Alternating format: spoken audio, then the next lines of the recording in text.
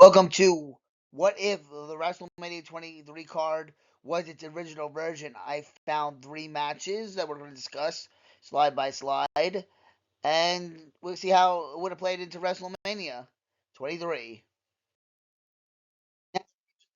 WrestleMania 23, the Great Khali was defeating Kane, but there were two rumor matches that I found with it being Hulk Hogan and the Big Show, and Hulk Hogan and the Great Khali. Let's tackle Big Show first. It would have been 20 years since the Andre Slam, so I think they would have recreated that. And unfortunately, I do think that Hulk Hogan would have beat the Big Show. On the other hand, for Great Khali, I think Great Khali would have won like he beat Kane. I still think we get to the scoop, but maybe Khali kicking out of that leg. I almost said leg drop. Can set up him taking a Khali chop and be put down. I don't think this changes the timeline too much if either of these matches happen, because Hulk Hogan goes away right after WrestleMania 23. So let's go on to the Battle of the Billionaires. We will talk about Triple H in a second, but let's talk about Shawn Michaels and Booker T. Well, King Booker, that is. But King Booker was in the Money in the Bank ladder match, which they could have had anybody fill that one in. Gregory Helms was the Cruiserweight champion. He was on the pre-show. Shawn Michaels ended up facing John Cena. Now, I still think we get that hour-long match in, I think it was the UK. So I don't think we're going to miss out too much, because I personally think that match was a lot better than the WrestleMania 23 match. But that's just my opinion. Shawn Michaels would have been represented by Donald Trump, and King Booker would have been representing Vince McMahon, Mr. McMahon. I think the whole plan was for Vince to shave his head, so HBK would be picking up the win over King Booker.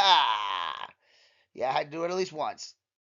And a little sweet chat music later, we'd be riding into the only and last match I could find, which is Triple H and John Cena. If Triple H does not tear his quad, then The Undertaker may not win the Royal Rumble. He may never be a Royal Rumble winner.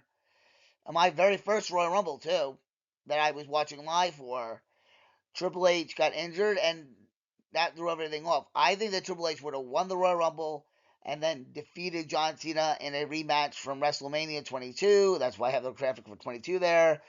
And that's an interesting story. Where do we go from here?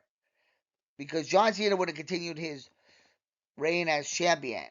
And we had a fatal four-way, I believe, at the next pay-per-view. It was JBL, John Cena, or is that the following year? That might be the following year. Yeah, that's the following year, I think. I actually don't know where they go right off the top of my head. So it's 23. Hold on, I'm thinking right now. I'm thinking out loud. So John Cena will be champion actually for the rest of the year until he got injured. So yeah, that's the following year. So I started over the following year. So John Cena goes on to be WWE champion.